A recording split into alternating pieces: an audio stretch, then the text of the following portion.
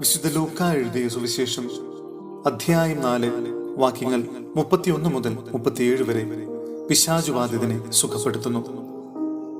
പിന്നെ അവൻ ഗലീലയിലെ ഒരു പട്ടണമായ കഫർനാമിലെത്തി സാബത്തിൽ അവരെ പഠിപ്പിച്ചുകൊണ്ടിരുന്നു. അവന്റെ പ്രബോധനത്തിൽ അവർ വിസ്മയഭരിതരായി, കാരണം അധികാരത്തോടു കൂടിയതായിരുന്നു അവന്റെ വചനം. അവിടെ സിനഗോഗിൽ അശുദ്ധാത്മാവ് ബാധിച്ച ഒരുവനുണ്ടായിരുന്നു. അവൻ ഉറക്കെ നിലവിളിച്ചു പറഞ്ഞു, നസറായനായ യേശുവേ, നീ എന്തിനെ ഞങ്ങളുടെ കാര്യത്തിൽ ഇടപെടുന്നു? ഞങ്ങളെ നശിപ്പിക്കാനാണോ നീ വന്നിരിക്കുന്നത്?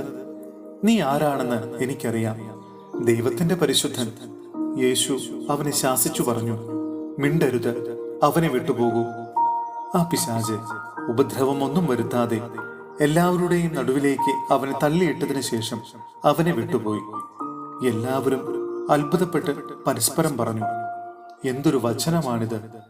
ഇവൻ അധികാരത്തോടും ശക്തിയോടും കൂടെ അശുദ്ധാത്മാക്കളോട് കൽപ്പിക്കുകയും അവ വിട്ടുപോവുകയും ചെയ്യുന്നുവല്ലോ. അവന്റെ കീർത്തി സമീപ പ്രദേശങ്ങളിലെങ്ങും വ്യാപിച്ചു. സഹോദരരെ, വിശുദ്ധ പൗലോസ്ലീഹ തിമോത്തിയോസിന് എഴുതിയ 2-ാം ലേഖനം അധ്യായം 2 വാക്യങ്ങൾ 1 മുതൽ 7 വരെ. ക്രിസ്തുവിന്റെ പടയാളി. എന്റെ മകനെ, നീ യേശുക്രിസ്തുവിന്റെ കൃപാവരത്തിൽ നിന്ന് ശക്തി സ്വീകരിക്കുക.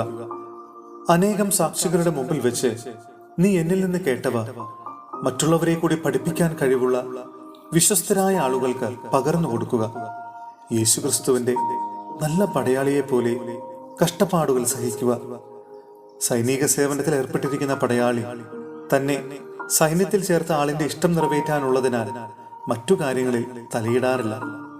നിയമാനുസൃത മത്സരിക്കാത്ത ഒരു കായികാഭ്യാസിക്കും കിരീടം ലഭിക്കുകയില്ല. അധ്വാനിക്കുന്ന കർഷകനാണ് വിളവിന്റെ ആദ്യ പങ്ക് ലഭിക്കേണ്ടത്. ഞാൻ പറയുന്ന കാര്യങ്ങളെക്കുറിച്ച് നീ അവധാനപൂർവം ചിന്തിക്കുക.